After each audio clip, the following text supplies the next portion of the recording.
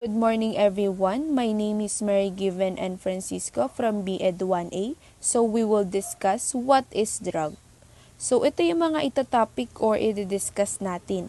Definition of drug, different laws of drug, commonly abused drugs, characteristics of a drug addict, cause and effect of drug addiction. The word drug came from French word droge, which means dry herb. Strongly suggests that earliest drugs were taken out from plant sources.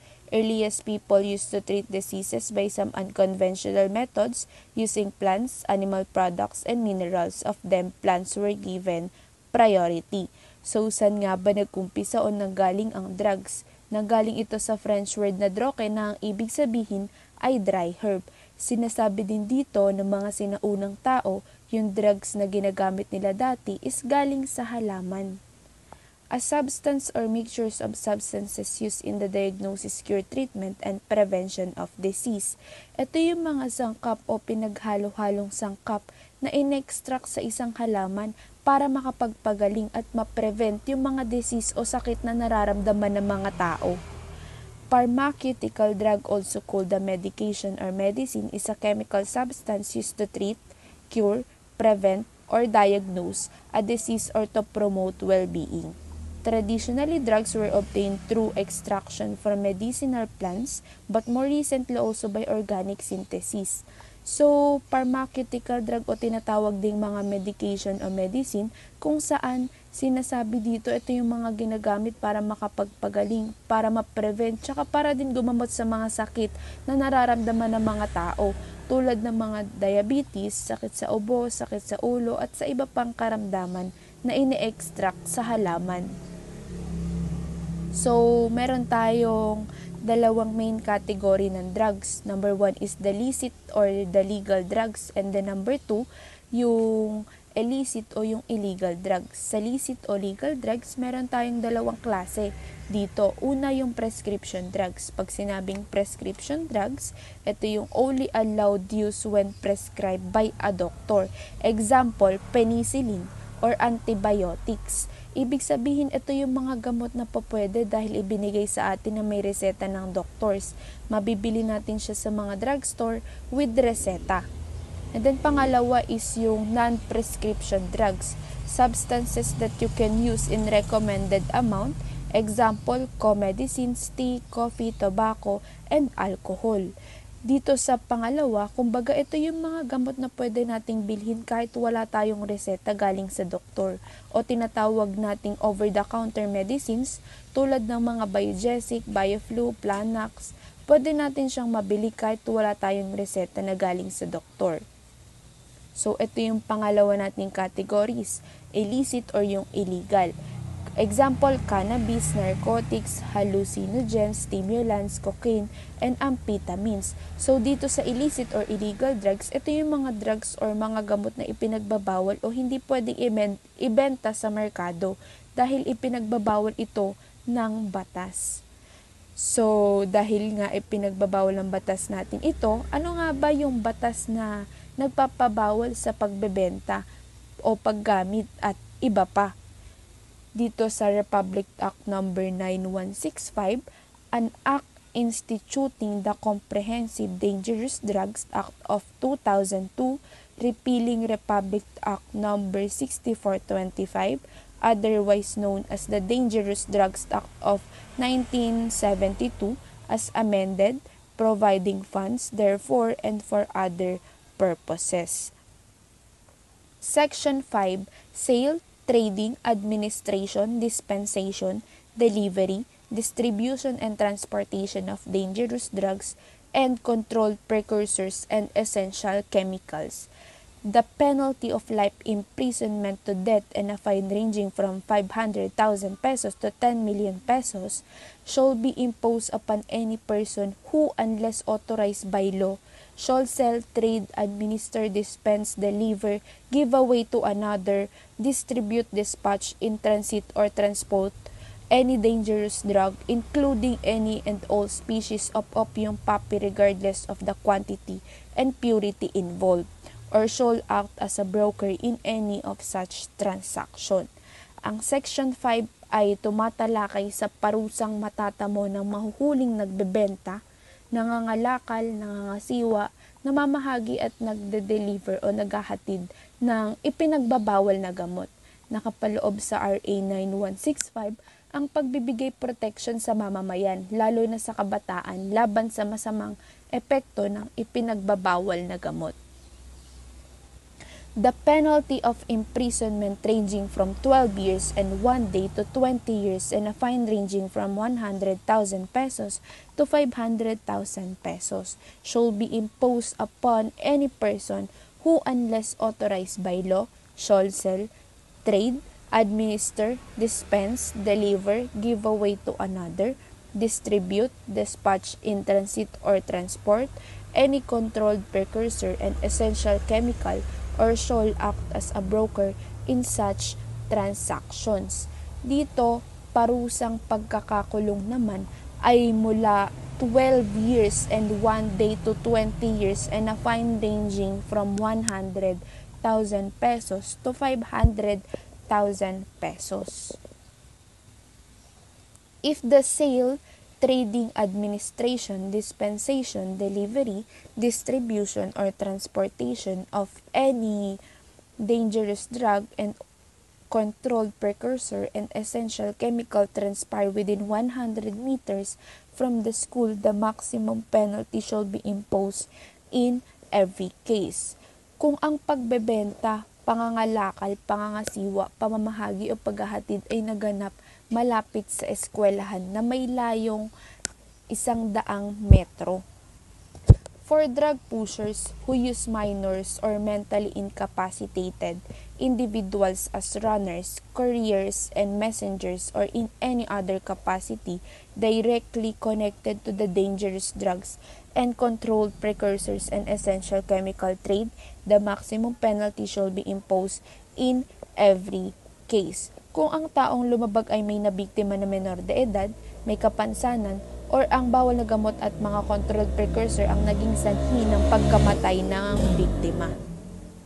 The maximum penalty provided for under this section shall be imposed upon any person who organizes, manages, or acts as a financier of any of the illegal activities prescribed in this section. Sa taong nagbuo at nangasiwa at nagbigay ng pondo para isagawa ang mga bagay na labag sa batas na nakasaad sa Section 5. Section 6. Maintenance of a den dive or resort. Sino-sino ang pwedeng makasuhan sa paglabag sa Section 6 at 7 ng RA 9165 o Comprehensive Dangerous Drugs Act of 2002? So, unahin na natin, ano nga ba muna yung den dive or resort? Ang den dive or resort ay ang lugar kung saan ang mga ipinagbabawal na droga o controlled precursor at mga kemikal ay ginagamit, tinatago, pinapamigay o binibenta. So sa Section 6 is the penalty of life imprisonment to death and a fine ranging from 500,000 pesos to 10 million pesos shall be imposed upon any person or group of person who shall maintain a den dive or resort where any dangerous drug is used or sold in any form. May-ari ng den dive o resort kung saan nagbebenta ng kahit anong uri ng illegal na droga. So sa Section 7, employees and visitors of a den dive or resort, the penalty of imprisonment ranging from 12 years and 1 day to 20 years and a fine ranging from 100,000 pesos to 500,000 pesos shall be imposed upon any employee of a den dive or resort who is aware of the nature of the place as such and any person who, not being included in the provisions of the next preceding paragraph, is aware of the nature of the place as such and shall knowingly visit the same. So, sa A, ito yung nagtatrabaho sa den dive o resort at alam niya na ang pinaggamitan ng lugar na kanyang pinagtatrabahuhan ay labag sa batas na ito. And then sa letter B naman is bisita sa den dive o resort at alam niya na ang pinaggagamitan ng lugar ng kanyang pinupuntahan ay labag sa batas na ito. Commonly abused drugs. Number 1 is shabu. Ang shabu ay isa sa pangunahing uri ng pampasiglang gamot na inaabuso at pinagmamalabisan ng paggamit. Ang labis na paggamit nito ay karaniwan sa mga taong may iba't ibang gulang at katayuan sa buhay. Ilan sa mga epekto nito ay kapinsalaan sa utak at marami pang iba. Number 2 is marijuana. Ang marijuana ay isang uri ng halaman na ginagawang gamot. Ito ay ang halamang Indian hemp na kilala sa iba't ibang katawagan tulad ng pot, grass, gaga, teak, reefer, damo at Mary Jane. Ito ay tumutubo ng pamalagian sa Pilipinas dahilan sa ang klima rito ay naaayon sa pagpapaunlad ng halamang ito.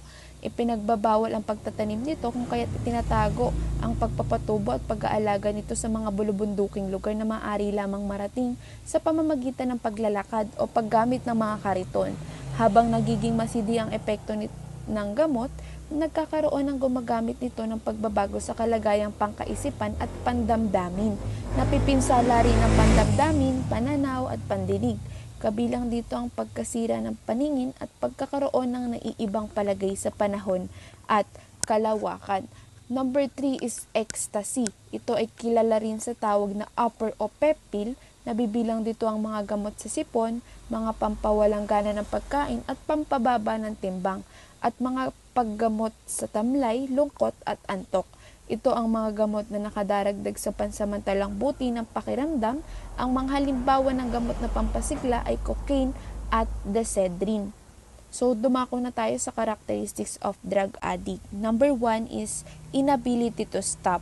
Sometimes people say they can stop if and when they want to, but they are unable to. A person may try to stop and may even succeed for a short while, only to find themselves unable to maintain a drug-free lifestyle. Some people want to stop using, but the cravings and withdrawal symptoms they have when they try to do so can be intense. So, pag addict na sila, di na nila mahinto. Nahihirapan na sila kasi hinahanap-hanap na ng katawan nila sa sobrang pagka-addict nila. Number 2, they continue to use with negative consequences. Another indicator of addictive behavior is the continued use of a substance even when they recognize that continuing to use can lead to high risk and negative outcomes. For example, they may recognize that they are facing financial turmoil, relationship problems, and health complication, but they are unable to stop using. Kumbaga, dito sa number 2 is tinutuloy nila kahit may masamang dulot sa kanila. For example, kapag yung tao lulong na sa droga, kahit wala na silang pera, gumagawa sila ng paraan para magkapera. Nagbebenta sila ng mga gamit or bagay na galing sa nakaw para magkapera, para pambili ng drugs. And then number 3, they are preoccupied with substance use. A person with substance use disorder recognizes that they have other responsibilities, but they are unable to focus on anything but the use of the substances. This is because the brain has become so dependent on the substance that it seeks it out on a consistent basis. Often to family, it looks like the family no longer matters because all the person is doing is seeking out of the drug for continuous use. Dito sa number 3 naman, parang pag sobrang lulong na sila sa droga, parang wala na silang iniisip, kundi gumamit ng droga. Napapabayaan na nila yung mga responsibilidad nila sa mga pamilya, trabaho, at sa iba pang gawain. Then number 4, changes in behavior. A person who uses drugs or alcohol on a consistent basis is likely to exhibit some behavioral changes such as in their personality and habits.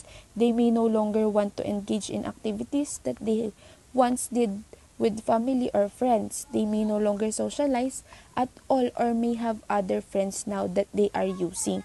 They are no longer interested in the things that once brought them enjoy. Ito yung mga pagbabago nila sa behavior nila.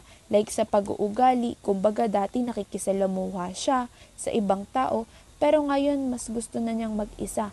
Nagkukulong sa kwarto at kung minsan nagsasalita mag-isa or tumatawa mag-isa. So number 5, ito yung increasing use of substances. Many substances such as opioids, cocaine, and benzos can lead to tolerance.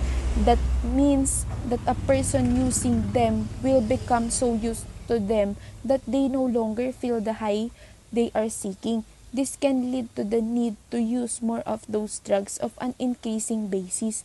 This may get to the point where they are using so much that they are at risk for an overdose. Dito sa 5 naman, so ito yung, kumbaga ito yung mga opioids, cocaine, and benzos, may mataas na tolerance. Kung saan yung mga gumagamit nito, di na nila nararamdaman yung pressure dun sa drugs. Kaya gumagamit sila ng sobra-sobra. Kaya dumadating sa punto na na-overdose sila nito. And then number 6 is experiencing withdrawal symptoms. A person with an addiction and dependence may be unable to stop using due to the onset of withdrawal symptoms. This may be evident in the onset of muscle and bone pain, headache, inability to sleep, or other physical symptoms of being ill. This is the body's way of trying to get the person to start using those substances again. The cravings are also likely to be so strong, it is hard to stop using. Eto naman, kasi once na hininto ng tao yung drugs, parang madami nang sumasakit sa kanila. Sumasakit yung ulo, di na makatulog, at yung iba nagkakasakit dahil hinahanap-hanap na ng katawan nila yung drugs. So, ano bang nangyayari sa tao kapag naka-intake ng drugs? In some individuals, the onset of drug use can be from untreated psychiatric issues including anxiety and depression. The rush of pleasure from using drugs can provide temporary solace from suffering, which can stem from many mental health or other issues including the following. Bakit nga ba nagiging addict sila sa pag-take ng drugs? Dahil sa anxiety or depression sa kanilang buhay. At may iba pang mental health issues tulad ng trauma or abuse, yung mga inaabuso. Mental illness, may sakit sa pag-iisip. Low self-esteem, parang walang tiwala sa sarili nila. Poverty is kahirapan. Relationship problem, it's about family problems or love life. Loss of a loved one, pagkawala ng mahal sa buhay. Stress, tulad dito ng mga anxiety or depression. And then, chronic pain or medical conditions. So, side effects of drug addiction may include, number 1, a weakened immune system increasing the risk of illness and infection. Ito yung pinapahina niya yung katawan ng tao na pwedeng maging sanhi ng sakit at infection. Number 2, heart conditions ranging from abnormal heart rates to heart attacks and collapse, veins and blood vessel infection from injected drugs. So ito yung mga magkakasakit sila sa puso na magiging sanhi ng pagka-atake sa puso dahil sa mga ini-inject na drugs. Number 3 is nausea and abdominal pain, which can also lead to changes in appetite and weight loss. Ito yung pagsusuka, yung sakit sa tiyan na nagiging sanhi na walang gana kumain kahit bumababa ang timbang o nangangayayat. Number 4, increased strain on the liver, which puts the person at risk of significant liver damage or liver failure. Ito naman yung nagkakaproblema sa atay o liver, lalo na yung mga addict sa alak. Number 5 is seizures, stroke, mental confusion, and brain damage. So, dito sa seizure, stroke, mental confusion, and brain damage, nagkakaroon sila niyan.